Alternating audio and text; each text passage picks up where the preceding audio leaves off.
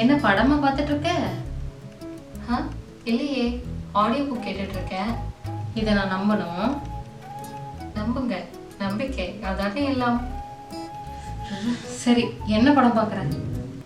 Right விடு, அன்னியன் படம் பார்த்துட்டு இருக்கேன். அன்னியனா? What a coincidence! இன்னைக்கு காலையில தான் நான் வந்து அன்னியன் படத்தை வச்சு ஒரு கான்செப்ட் யோசிச்சு வச்சேன். சொல்லுமா? இதுலேயுமா? சொல்லும், சொல்லி தொலையும்.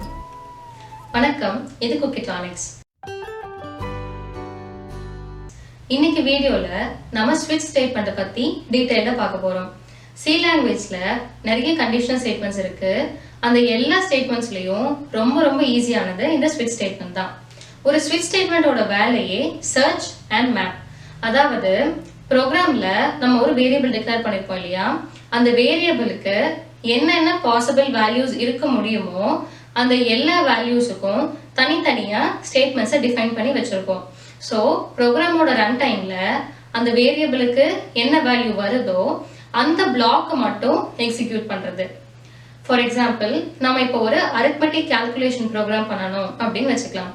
அதுக்கு n அப்படின்னு சொல்லி ஒரு வேரியபிள் டிக்ளேர் பண்றோம். அரித்மெட்டிக் கால்குலேஷன்ஸ் என்னென்ன பண்ணுவோம்? அடிஷன், சப்ராக்ஷன், மல்டிப்ளிகேஷன், டிவிஷன், இந்த 4 கால்குலேஷன் தான் பண்ண போறோம்னு வச்சுக்கலாம். ஸோ nங்கிற வேரியபிளோட வேல்யூ 1ஆ இருந்தா ஆட் பண்ணணும், 2ஆ இருந்தா சப்ராக்ட் பண்ணணும், 3ஆ இருந்தா மல்டிப்ளை பண்ணணும், 4ஆ இருந்தா டிவைட் பண்ணணும் அப்படின்னு சொல்லி தான் நம்ம ப்ரோக்ராமை எக்ஸிக்யூட் பண்ணணும். இந்த இடத்துல தான் நம்ம ஸ்விட்ச் ஸ்டேட்மெண்ட்டை யூஸ் பண்ண முடியும்.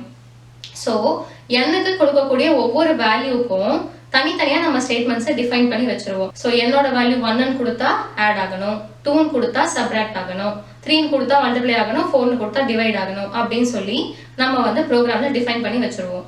ஸோ ப்ரோக்ராமோட ரன் டைம்ல என்னோட வேல்யூ 2ன்னு வச்சுக்கோங்களேன். 2 எங்க இருக்கு அப்படின்னு சொல்லி சர்ச் பண்ணோம். 2 வந்து சப்ராக்ஷன் பார்ட்ல இருக்கு. ஸோ சப்ராக்ஷன் பிளாக் மட்டும் எக்ஸிக்யூட் ஆகும். ஸோ ப்ரோக்ராம்ல நம்ம இன்புட்டா கொடுக்குற அந்த வேரியபிள் அதோட வேல்யூவை பேஸ் பண்ணி அந்த பிளாக் மட்டும் எக்ஸிக்யூட் ஆகி மற்ற பிளாக்ஸ் எல்லாம் எக்ஸிக்யூட் ஆகாம இருக்கிறது. இதுதான் ஸ்விட்ச் ஸ்டேட்மெண்ட். இஃப் ஸ்டேட்மெண்ட் வந்து 1 by 1 ஒரு கண்டிஷனா செக் பண்ணிட்டே வரும். ஆனா ஸ்விட்ச் ஸ்டேட்மெண்ட் வந்து வேல்யூவை கரெக்டா சர்ச் பண்ணி அந்த பிளாக்கை மட்டும் எக்ஸிக்யூட் பண்ணும். அதனால இதுல வந்து கிளாரிட்டியும் ஜாஸ்தியா இருக்கும். ப்ரோக்ராம் வந்து எக்ஸிகியூஷன் டைமும் ரொம்ப சீக்கிரமா முடிஞ்சிடும். இப்போ நம்ம ஸ்விட்ச் ஸ்டேட்மெண்டோடைய சின்டாக்ஸ் என்ன அப்படின்னு சொல்லி பார்க்கலாம்.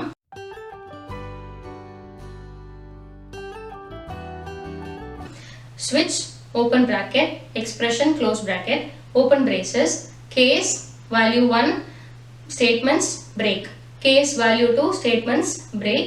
இதே மாதிரி எத்தனை கேஸ் வேணா டிஃபைன் பண்ணிக்கலாம். case, value n, statements, break. இதெல்லாம் முடிச்சதுக்கு அப்புறம் கடைசியா default statement, அதுக்குரிய statements and break, close braces. இதுதான் switch statement உடைய syntax. இப்போ இதுல switch expression அப்படின்னு சொல்லி நம்ம பார்த்தோம் இல்லையா. எக்ஸ்பிரஷன் அப்படிங்கிறது வேற ஒன்றும் இல்லை, நம்ம இந்த ப்ரோக்ராம்ல யூஸ் பண்ணக்கூடிய அந்த வேரியபிள் அதை தான் நம்ம எக்ஸ்பிரஷன் அப்படின்னு சொல்லி சொல்றோம். இந்த எக்ஸ்பிரஷன் வந்து இன்டிஜராகவும் இருக்கலாம் இல்லை கேரக்டராகவும் இருக்கலாம். பட் இதோட வேல்யூ எப்போதுமே கான்ஸ்டன்டா இருக்கணும். ஸோ நம்ம இந்த எக்ஸ்பிரஷன்ல யூஸ் பண்ற அந்த வேரியபிளுக்கு என்னென்ன பாசிபிள் வேல்யூஸ் இருக்கோ அதை தான் இந்த கேஸ் ஸ்டேட்மெண்ட்ஸ்ல நம்ம டிஃபைன் பண்றோம். ஸோ வேல்யூ 1, வேல்யூ 2, வேல்யூ 3 இதெல்லாம் தான் அந்த பாசிபிள் வேல்யூஸ். அண்ட் இந்த வேல்யூ 1, வேல்யூ 2 இருக்கு இல்லையா, இதுக்கு பேர் வந்து கேஸ் லேபிள்ஸ்.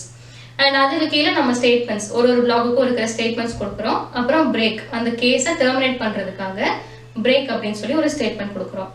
ஸோ இது எல்லாமே முடிஞ்சதுக்கு அப்புறம் கடைசியா டிஃபால்ட் ஸ்டேட்மெண்ட் அப்படின்னு சொல்லி ஒன்று போடுறோம்.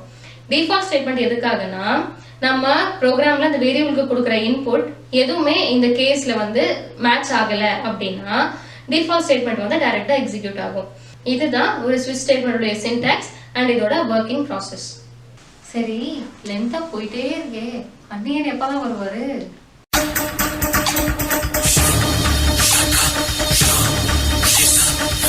அன்னியன் தானே, லேட்டா வந்தாலும் லேட்டஸ்டா வருவார். இப்ப வருவார் பாரு. ஸ்விட்ச் ஸ்டேட்மெண்ட்டுக்கு எக்ஸாம்பிளாவே நம்ம அன்னியன் படத்தை தான் பார்க்க போறோம். அன்னியன் படத்தை ப்ரோக்ராமா எப்படி எழுதிருக்கோம் அப்படின்னு சொல்லி பார்க்கலாம். int main, ப்ரோக்ராமோடைய மெயின் ஃபங்க்ஷன், அதுக்குள்ளார மோட் அப்படின்னு சொல்லி ஒரு இன்டிஜர் வேரியபிளை நம்ம டிக்ளேர் பண்ணிருக்கோம்.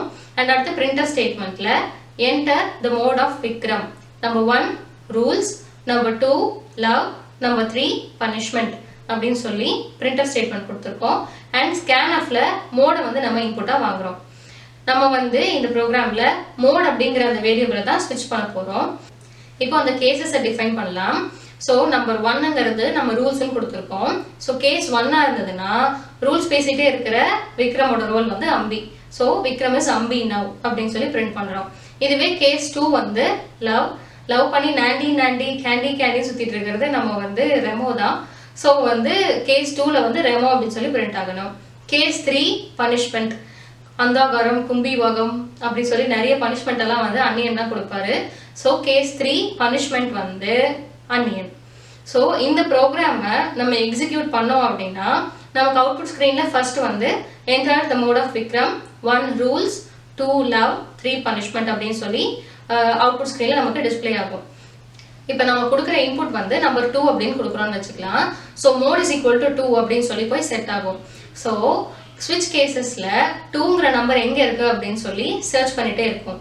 ஸோ கேஸ் 2 அதுல மேட்ச் ஆயிடும். ஸோ கேஸ் 2 உடைய அந்த பிளாக் மட்டும் தான் எக்ஸிக்யூட் ஆகும். கேஸ் 2ல என்ன இருக்கு? பிரிண்டர் ஸ்டேட்மெண்ட் தான் விக்ரம் இஸ் ரெமோ நவ் அப்படின்னு சொல்லி தான் பிரிண்ட் ஆகும். ஸோ நம்ம 2 அப்படின்னு சொல்லி இன்புட்டா கொடுத்தோம்னா விக்ரம் இஸ் ரெமோ நவ் அப்படின்னு சொல்லி பிரிண்ட் ஆகும். இப்போ நம்ம இன்புட் வந்து 4ன்னு கொடுக்குறோம்னு வச்சுக்கலாம். மோட் இஸ் ஈக்குவல் டு 4 அப்படின்னு செட் ஆயிக்கும். அண்ட் 4 எங்க இருக்கு அப்படின்னு சொல்லி சர்ச் பண்ணிட்டே இருக்கும். கேஸ் 1ம் ஃபால்ஸ் ஆயிடும், 2ம் ஃபால்ஸ் ஆயிடும், 3ம் ஃபால்ஸ் ஆயிடும். ஸோ டைரக்டா டிஃபால்ட் ஸ்டேட்மெண்ட் தான் எக்ஸிக்யூட் ஆகும். அதே தான் நான் சொன்னேன். டிஃபால்ட் ஸ்டேட்மெண்ட் வந்து நம்ம டிஃபைன் பண்ணியிருக்கிற கேசஸ் எதுவுமே மேட்ச் ஆகலைன்னா டிஃபால்ட் ஸ்டேட்மெண்ட் எக்ஸிக்யூட் ஆகும். ஸோ இந்த இடத்துல 4 நம்ம இன்புட் கொடுக்கும்போது டிஃபால்ட் ஸ்டேட்மெண்ட் எக்ஸிக்யூட் ஆகி அவுட்புட்டா நமக்கு இன்வாலிட் இன்புட் அப்படின்றது கிடைக்கும். ஸோ அன்னியன் படத்தை வச்சு ஸ்விட்ச் ஸ்டேட்மெண்ட் உங்களுக்கு ஈஸியாக புரிஞ்சிருக்கும் அப்படின்னு நினைக்கிறேன். இப்போ ஸ்விட்ச் ஸ்டேட்மெண்ட்டை டிஃபைன் பண்றதுக்குன்னு சில ரூல்ஸ் அண்ட் ரெகுலேஷன்ஸ் இருக்கு. அது என்ன அப்படின்னு சொல்லி இப்போ பார்க்கலாம். ஓஹோ, ஸ்விட்ச் ஸ்டேட்மெண்ட்டோட அம்பி மோடா? எக்ஸாக்ட்லி, ரொம்ப தெளிவா இருக்கீங்க. சரி, இப்போ நம்ம ரூல்ஸ் அண்ட் ரெகுலேஷன்ஸ்க்கு போலாமா?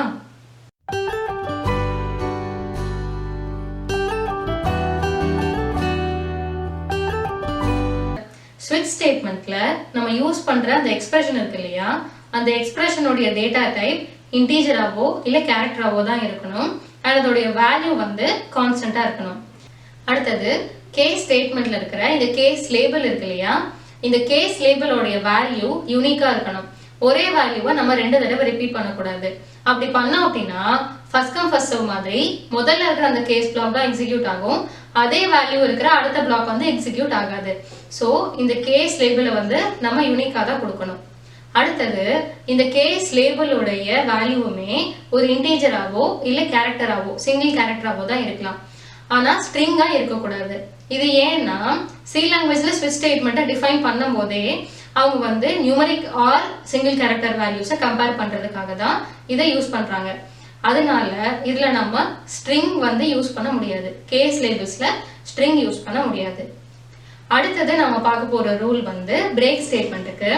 சி லாங்குவேஜ்ல பிரேக் ஸ்டேட்மெண்ட் வந்து ஆப்ஷனல் தான். இது போடணும்ட்டு நெசசரி கிடையாது. அது போடலனாலும் ப்ரோக்ராம் வந்து எக்ஸிக்யூட் ஆகும்.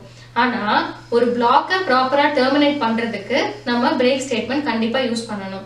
வண்டியில போகையில நடுநடுல தேவையான இடத்துல நம்ம பிரேக் போடுறோம் இல்லையா, அதே மாதிரி கேஸ் ஸ்டேட்மெண்ட்டுக்கும் ஒரு கேஸுக்கும் அதுக்குரிய பிரேக் ஸ்டேட்மெண்ட்டை போடணும். அப்படி போடலைன்னா எந்த பிளாக்ல ஆரம்பிக்குதோ அடுத்த பிரேக்கை பார்க்குற வரைக்கும் கண்டினியூஸா எல்லா கேஸ் ஸ்டேட்மெண்ட்ஸும் எக்ஸிக்யூட் ஆகும். ஸ்விட்ச் ஸ்டேட்மெண்ட் முடிகிற வரைக்கும் எக்ஸிக்யூட் ஆகிட்டே இருக்கும். அதனால ஒரு பிரேக் ஸ்டேட்மெண்ட்டை போடுறது ரொம்ப ரொம்ப முக்கியம்.